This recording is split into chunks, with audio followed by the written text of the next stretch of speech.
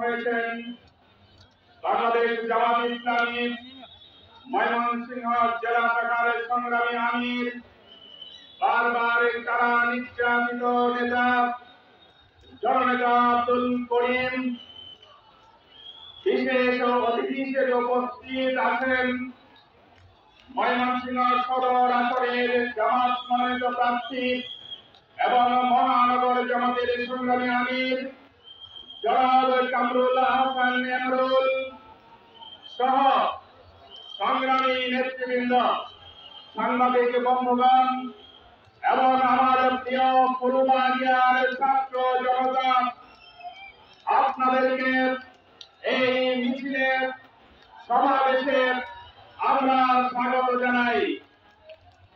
ইতিমধ্যেই 4 নং বালিয়া ইউনিয়নের একটি বিশাল মিছিল আমাদের সমাবেশে এসে মিলিত হয়েছে। আমরা সমাবেশ থেকে তাদেরকে স্বাগত জানাই। সংগ্রামী ভাইয়েরা আমার, আমরা বেশি বক্তব্য দিতে চাই না। আমাদের প্রধান অতিথি কথা বলবেন।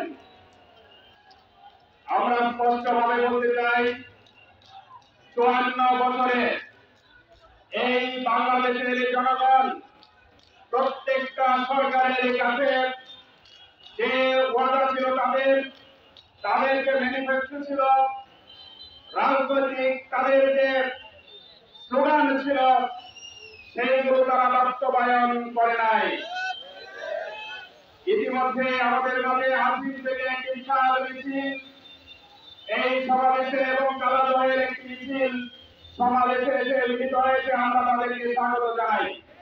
সংগ্রামী ভাইয়েরা, আমরা 54 বছরে এই জনগণ বারবার অতীতের সরকারগুলোর কাছ থেকে প্রতারিত হয়েছি। আমরা আমাদের সাথে প্রতারণা করা হয়েছে। 71 স্বাধীনতা যুদ্ধের মাধ্যমে এদেশে ইনসাফ কায়েম করার কথা ছিল, বৈষম্যহীন একটি বাংলাদেশ কায়েম করার কথা ছিল, এই দেশে ন্যায় বিচার প্রতিষ্ঠার কথা ছিল, কিন্তু আমরা ন্যায় বিচার দেখিনি। যে কারণে 24-এ একটি গণ অভ্যুত্থানের মাধ্যমে নতুন আশা, নতুন স্বপ্ন নিয়ে এই বাংলাদেশের তরুণ সমাজ রক্ত দিয়ে আবারও একটি নতুন বাংলাদেশ গড়ার প্রত্যয় ঘোষণা করেছে। কিন্তু দুঃখজনক হলেও সত্য, আজকে একটি মহল এই জুলাই বিপ্লবকে ব্যাহত করার জন্য, আমাদের সেই আশা আকাঙ্ক্ষাকে ধুলিমলিন করার জন্য আবারও পুরনো খেলায় মেতে উঠেছে।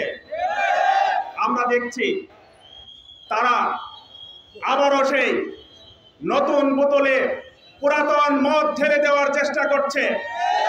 আমাদের জনগণ এটা কোনোভাবেই মেনে নিবে না।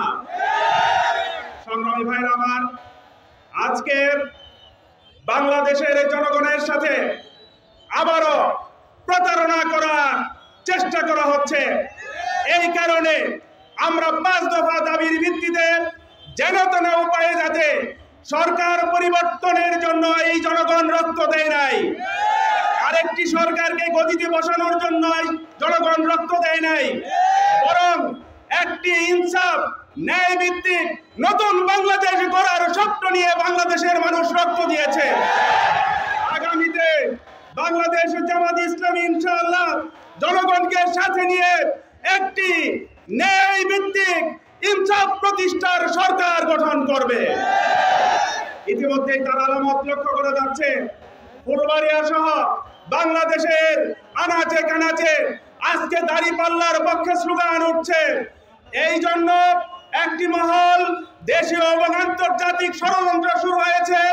আমরা ফুলবাড়িয়ায় একমাত্র দাঁড়িপাল্লা জামাত ইসলামীর নেতৃত্বে এইখানে সকল ষড়যন্ত্র ছিন্ন করে বিজয় ছিনিয়ে আনবো ইনশাআল্লাহ।